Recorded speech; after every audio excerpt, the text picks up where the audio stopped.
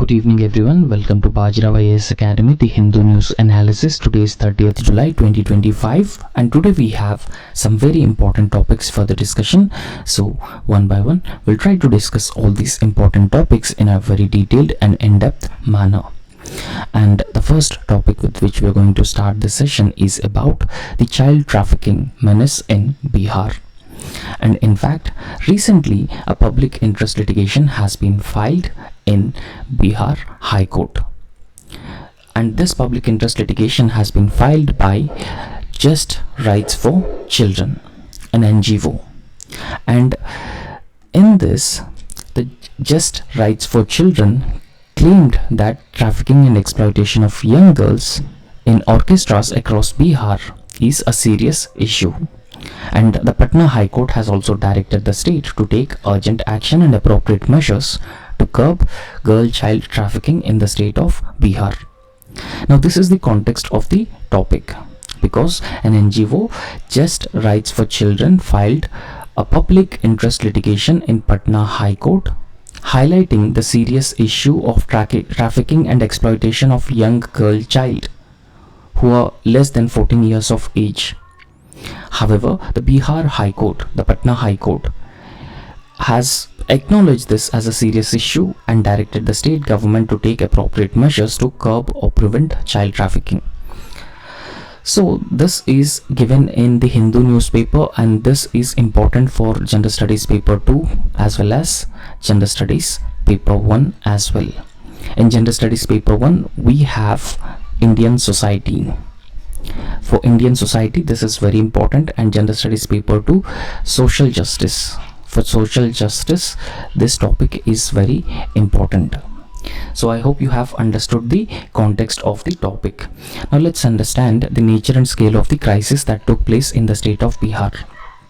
So in Bihar, hundreds of minor girls who are less than 14 years of age, they have been rescued from the orchestra groups in Bihar.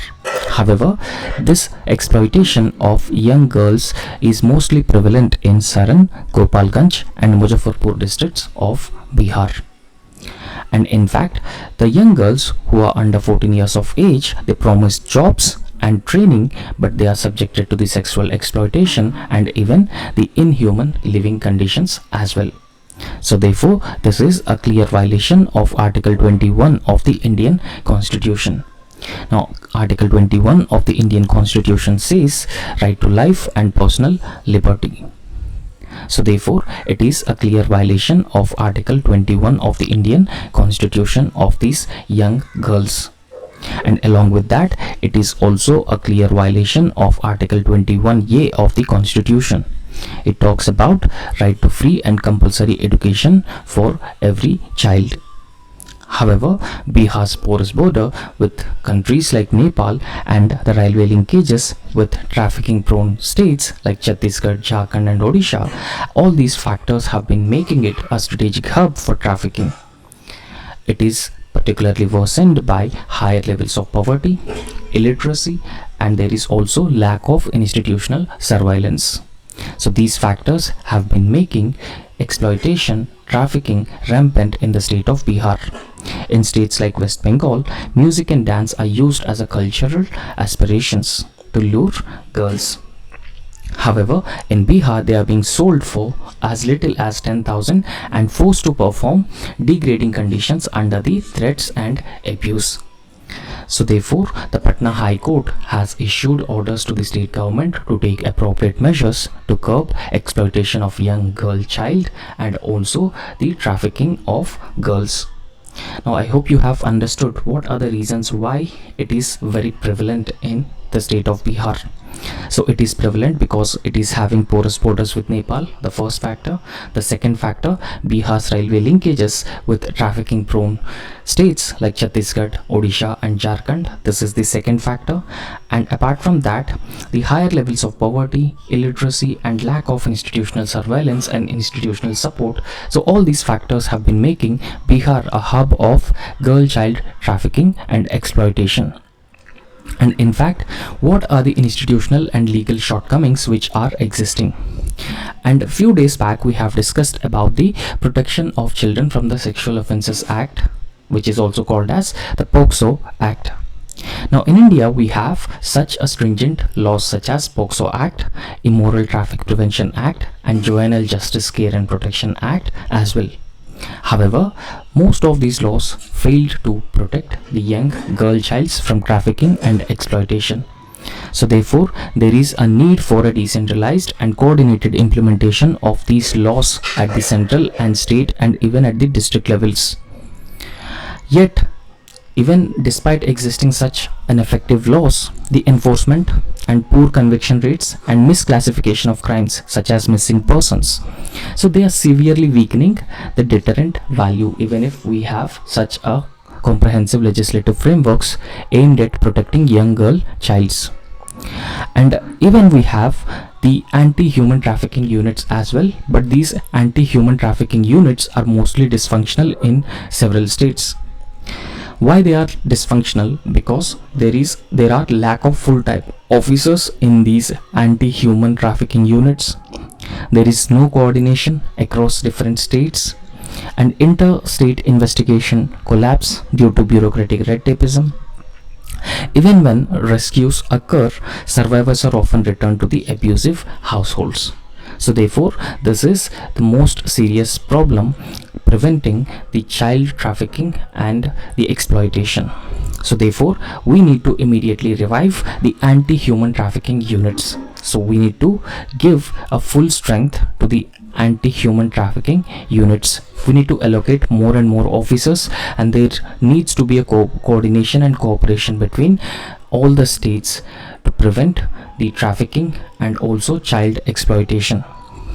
And if we talk about the judicial interventions that recently the Patna High Court had taken with respect to the exploitation of girl child, the Just Rights for Children NGO's petition or public interest litigation has led to the Patna High Court's intervention seeking ban on minor employment in orchestras, because minors employment in orchestras very often leading to their exploitation and even their trafficking as well. So however, in the absence of a regulatory enforcement, in an absence of a comprehensive plan of action to curb, to prevent exploitation and trafficking of young child, these groups continue to function with impunity. So therefore, there is a need for a comprehensive framework that could potentially address these issues. And if we talk about the strategic framework that could actually prevent these type of sexual exploitation and also trafficking of young girl child, and a strategy has been proposed, and this strategy is called as Picket strategy, right? So a Picket strategy has been proposed. However, this Picket strategy includes policy reforms, institutional accountability, convergence of the digital and ground forces, knowledge dissemination, economic incentives, and the technology driven monitoring to combat trafficking. So I would say Picket is a comprehensive plan of action to address the child trafficking, and also the exploitation of young child. So remember that in Picket strategy, P stands for policy reforms, I stands for institutional accountability, C stands for convergence of the digital and ground forces, and K stands for knowledge dissemination, economic incentives should be provided, and T stands for technology driven monitoring to combat trafficking. However, Railway Protection Force, which also plays a very important role in combating child trafficking, has initiated a corridor monitoring program. So it has initiated a corridor monitoring program, right? But this must expand to bus networks and local transport as well, right? So this corridor monitor program should be further extended to the other modes of transportation to effectively curb trafficking and exploitation of young girl child. And thirdly, Panchayat should maintain migratory registers as well, right? So they need to register the migratory registers so that it will be easier for the panchayats to track every girl child and schools must track the prolonged absences of the students as well, right? So this is another important measure that has to be undertaken at the decentralized or at the gram panchayat level. And there is a need for a time bound prosecution. There is a need to set up fast track courts and assess seizure of perpetrators who have been committing the sexual exploitation and trafficking of young girl child. State monitored rehabilitation must be institutionalized in this context. And apart from that, the victim compensation schemes should be enforced, and survivors must never be sent back to the exploitative environments as well, right? So therefore there is a need for a comprehensive framework that could provide victim compensation schemes, and survivors are reached to their homes, and apart from that, rescuing the individuals who have been trafficked. And along with that, there is a need to further expand the migratory corridors to the other modes of transportation, and schools regularly track the prolonged absence of the girl child, and the gram panchayat should also maintain register of migrants. So all these factors would ensure that such exploitation and trafficking of young girl child would not take place. So therefore, in the state of Bihar particularly, there is a need for a comprehensive legislation that could address the menace of child trafficking and also the exploitation. So I hope you have understood this topic, and the next important topic is the limited borrowing space for the states. And this topic has been given in the Indian Express newspaper, and this is important for the General Studies paper 3 of UPSC mains examination. Now let's understand the context of this topic. The context is that, so this particular article analyzes financial year 25 fiscal trends of 17 major Indian states. Now what are the fiscal trends of 17 Indian major states? Focusing on rising deficits and constraints borrowing powers of these states, and also centers overall role in boosting capital expenditure through the capex loans, right? So the first problem is increasing deficits among these 17 states, and there is a shrinking borrowing space or borrowing powers for the states. And third is centers overall role, centers role in boosting capital expenditure. So how center can actually play an effective role to boost the capital expenditure. Now let's understand the fiscal stress and the revenue deficit trends in these 17 states. Now if we talk about the combined fiscal deficit, now what exactly is a fiscal deficit? So if we talk about the fiscal deficit, so fiscal deficit is it is the excess of budget expenditure over budget receipts other than borrowings. So you just exclude borrowings, and fiscal deficit is the total expenditure minus total revenues, right, which is called as the fiscal deficit, right? So budget expenditure minus budget receipts excluding the borrowings is what is called as the fiscal deficit. And in fact, fiscal deficit of any country, any state, that reflects total government borrowings during a particular financial year. I hope you have understood the fiscal deficit. Now if I can tell you example of fiscal deficit, imagine that a country has been spending 120 India is spending around 120 crore rupees on various things. So the expenditure of a country includes the revenue expenditure as well as the capital expenditure. However, India has been earning only 100 crores. So it has been earning a revenue of 100 crores, but its expenditure is 120 crore. So therefore here the fiscal deficit is 20 crore. So 20 crores of fiscal deficit excluding borrowings is what is called as the fiscal deficit. So here the revenue could be the capital revenue and also the tax revenue as well, right? So in this context, so let's understand the combined fiscal deficit of the 17 states, because this article is specifically talking about the 17 states. So therefore the combined fiscal deficit of the 17 states is estimated at rupees 9.5 trillion. So this 9.5 trillion is around 3.2% of India's overall GDP or state GSDP, right? So 3.2% of GSDP, which is gross state domestic product, and this has increased from earlier 7.8 trillion. So earlier in the financial year 2024, the fiscal deficit of the 17 states was just 7.8 trillion, and that has increased to 9.5 trillion in the financial year 2025. And however, this is largely, the increase is largely due to the revenue deficit that the states have been facing, right? So because of the revenue deficit the states have been facing, this fiscal deficit has substantially increased from 7.8 trillion to 9.5 trillion in the financial year 2025. So however, so if we talk about the revenue deficit, now what exactly is a revenue deficit? So as I have already told you that the revenue receipts and revenue expenditure, right? So there is a revenue expenditure for this, for the country, and there is a revenue receipts as well. So the difference between the revenue receipts and revenue expenditure is called as revenue deficit. In case if revenue expenditure of a country is higher than the revenue receipts of a country, then we call this situation as the revenue deficit.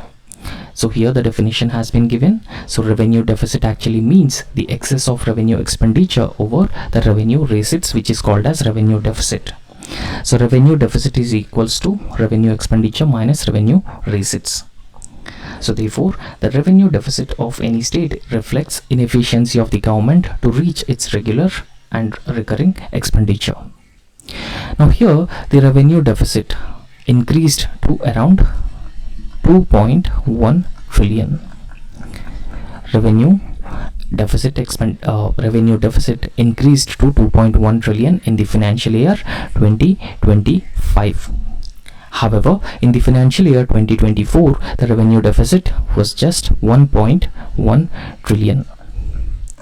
So therefore, year on year revenue receipts grow moderately, so it was just 6.3%, but revenue expenditure increased to 9%, right? So in fact revenue expenditure increased substantially to 9%, but revenue receipt stands at just 6.3% of annual growth year on year. Now if we talk about the revenue expenditure, so what constitutes a revenue expenditure? For example, the government spending, government expenditure on the welfare programs and subsidies and all other services would constitute part of the revenue expenditure of a government. However, with a higher share of fiscal deficit being consumed by the revenue spending, the space for capital outlay has become constrained, making the fiscal position less growth oriented as well, right? So if we talk about the capital expenditure and center support to the states for capex spending. Now what is a capital expenditure? So if I talk about the capital expenditure, now capital expenditure means investing in the infrastructure and investing in other revenue generating activities, which is called as the capital expenditure, right? So for example, improving the existing assets or creating new assets, which is called as the capital expenditure. So therefore it actually adds value to the existing asset, right? And apart from that, the capital expenditure, increased capital expenditure will also increase the earning capacity of any state. However, the capital expenditure is normally a non-recurring outlay. So therefore, it produces the benefit over several years, right? So this is what is capital expenditure. Now, the incremental capital spending of the states it sharply decreased to 678 billion. It sharply decreased to rupees 678 billion in the financial year 2025. However, it was 910 billion rupees in the financial year 2022 to 24. So therefore there is a substantial decrease in the capital expenditure on infrastructure, asset building and other important investments. However, the center has disbursed rupees 1.5 trillion. It has disbursed 1.5 trillion in capex loans in the financial year 2025, and up from rupees 1.1 trillion in the financial year 2024. However, this is actually based on the past trends. 17 states are estimated to have received rupees 1.13 trillion funding, over 40% of incremental capital expenditure. In March 2025 alone, the state's total capital expenditure has increased to 42% year on year to 2.2 trillion rupees. And the increase mainly reported in the states of Uttar Pradesh, Andhra Pradesh, Maharashtra and Karnataka. So therefore, it has been revealing a pattern of back-ended spending and fiscal stress faced by the 17 states. So there are certain policy recommendations and way forward as well, right? So despite less capital expenditure, actual spending in the financial year 2025 has sharply fallen to short of rupees 1.1 trillion. However, these things have been indicating inefficiencies, delayed disbursements in the finance management. And preliminary estimates, there are certain preliminary estimates. So the preliminary estimates have been indicating that the capital expenditure increase to rupees 9.5 trillion, rupees 9.5 trillion in the financial year 2026, implying the year on year rise of rupees 2.1 trillion, year on year rise of rupees 2.1 trillion. So which is almost double the average of the previous years, possibly unsustainable. And similarly, the Finance Commission, so recommendations of compensation cess and incentives for the states to increase capital spending within the fiscal deficit limits could further enhance the state level public investment efficiency as well. Now we all knew that when center imposes cess and surcharge on certain products, the cess and surcharge will not be part of the devolution from the center to the state governments. However, state governments are also asking for the more devolution from the center to the states. And in fact, in recent times, the share of cess and surcharge in the total taxes has also substantially increased. But the problem is, cess and surcharge is not devolved to the state governments. So what is cess? So when we talk about this cess, it is an additional tax which is collected for specific purpose. However, if we talk about the surcharge, it is an additional tax charged when income earned above a specified limit, right? So this is the difference between cess and surcharge. I hope you have understood this. So the next important topic which has been given in the Indian Express newspaper, and this could be important for General Studies paper 1 as well as General Studies paper 3. So in General Studies paper 3 we have disaster management section.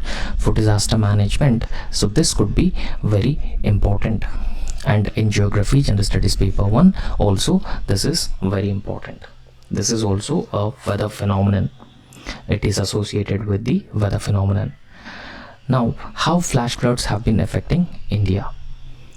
Now, in fact, it is being said that flash floods lead to the death of around 5,000 people every year in India.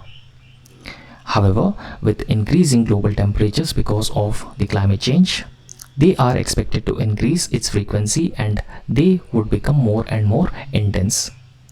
So therefore they would claim more lives in future. And in fact, recently a study has put the spotlight on areas that are most vulnerable to the flash floods and how authorities can limit their impact as well, so that the vulnerability of the people to the flash floods can be substantially reduced or mitigated. Now, what are these flash floods?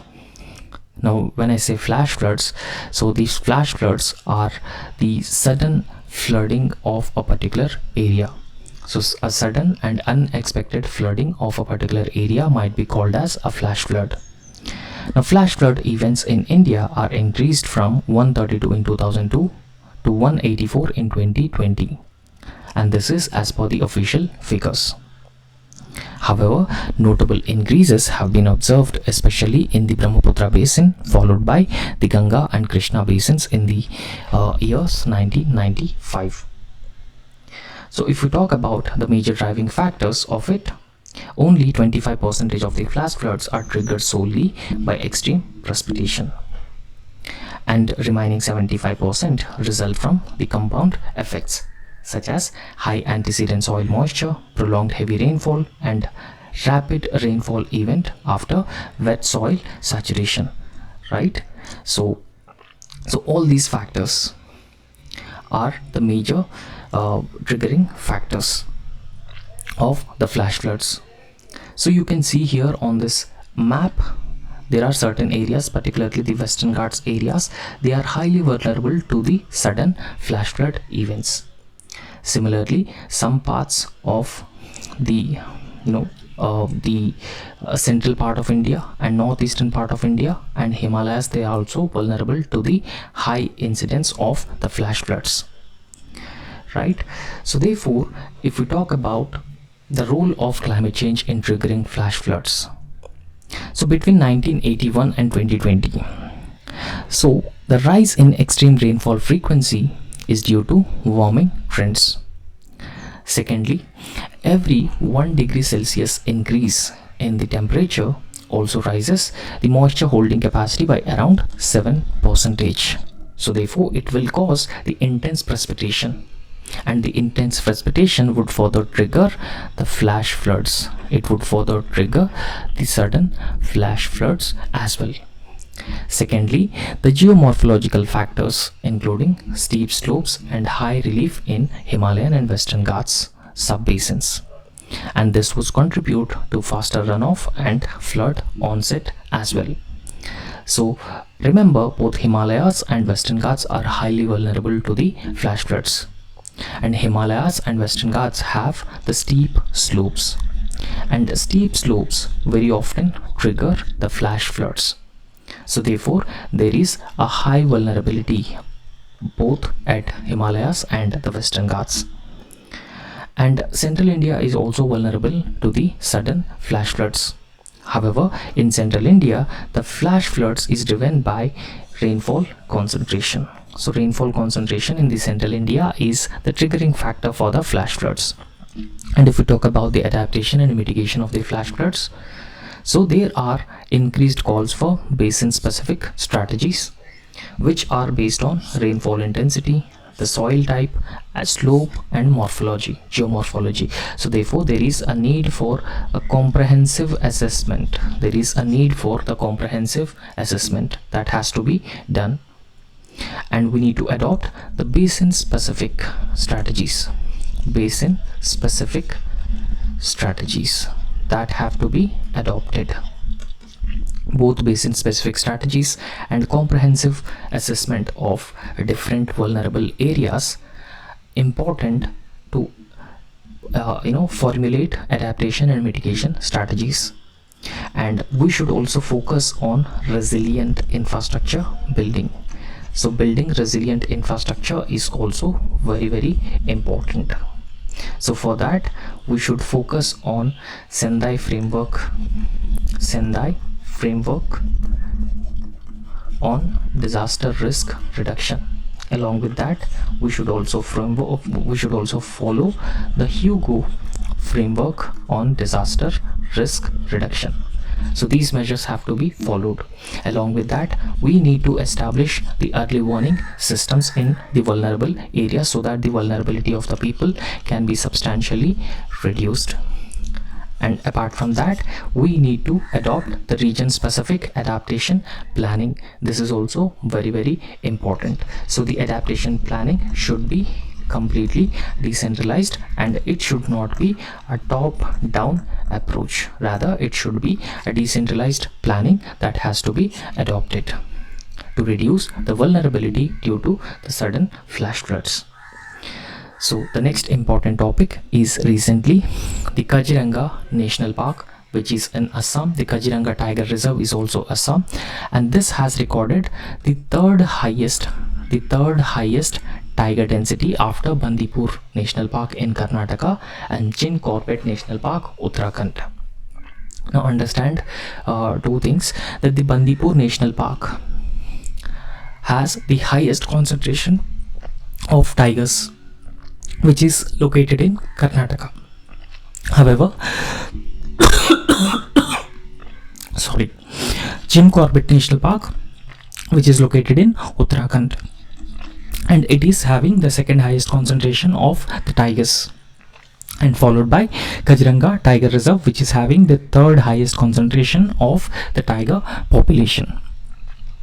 Now on Global Tiger Day, Assam's Kaziranga Tiger Reserve, it was reported to have the third highest tiger density in India.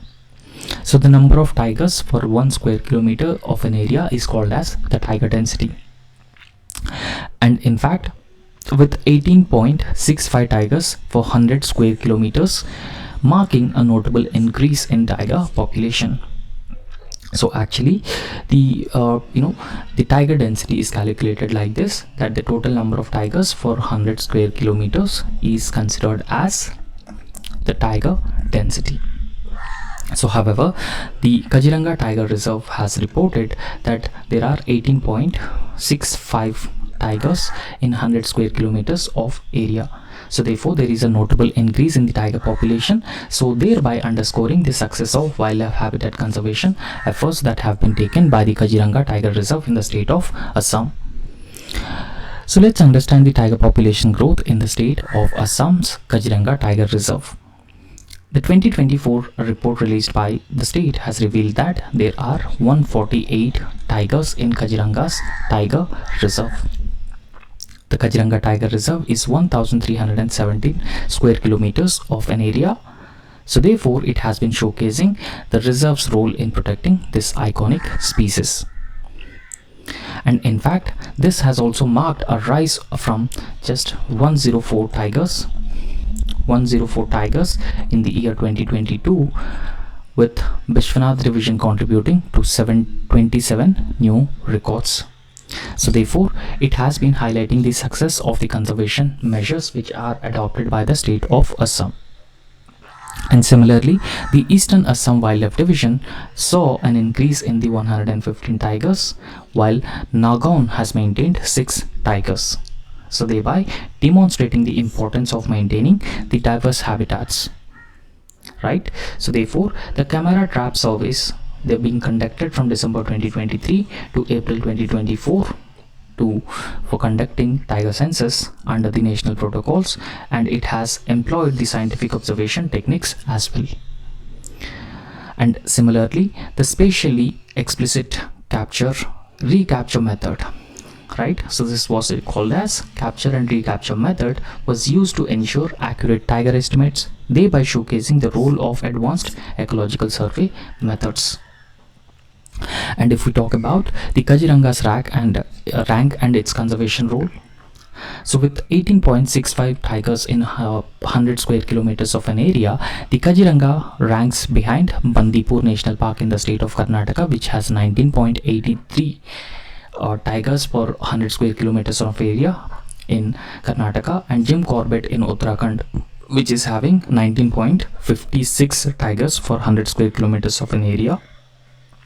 So the Kaziranga Tiger Reserve is at the third rank with the tiger density of around 18.65 tigers for 100 square kilometers of an area.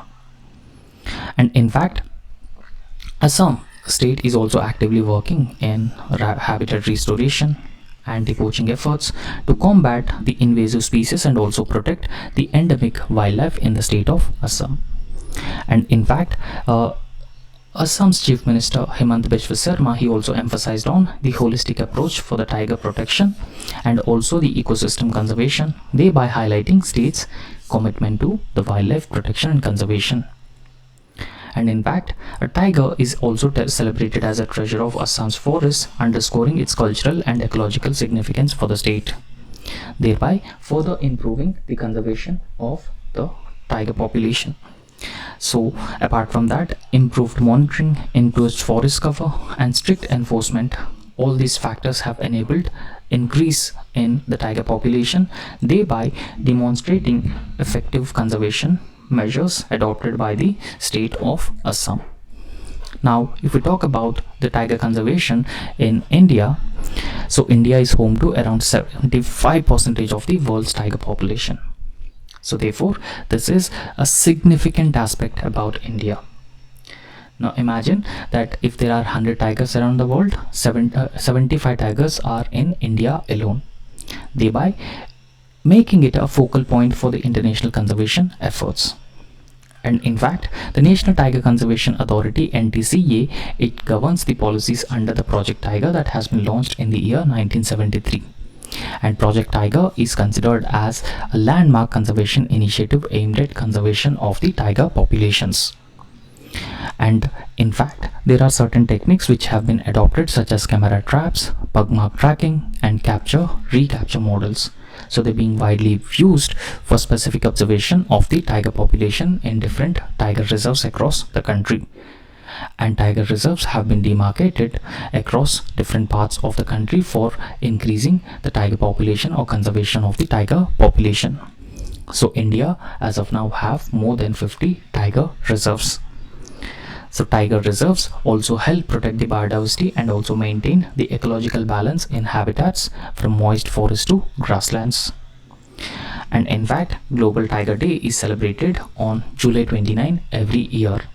So yesterday is Global Tiger Day. So therefore it helps promote awareness about the tiger conservation and also emphasizes on the need for habitat protection, thereby reducing the man-wildlife conflicts. And if we talk about the Kaziranga National Park, which is located in the state of Assam on the Brahmaputra floodplains. And Kaziranga National Park is known for rich biodiversity and diverse wildlife habitats. So what is the status of Kaziranga National Park, which is declared as a reserve forest in the year 1905, a wildlife sanctuary in 1950, and a national park in the year 1974, and a tiger reserve in 2006, and UNESCO World Heritage Site in 1985. So therefore the Kaziranga National Park is also the UNESCO World Heritage Site, a tiger reserve, a national park. So that's all in this lecture, and I hope you have understood, and thank you so much.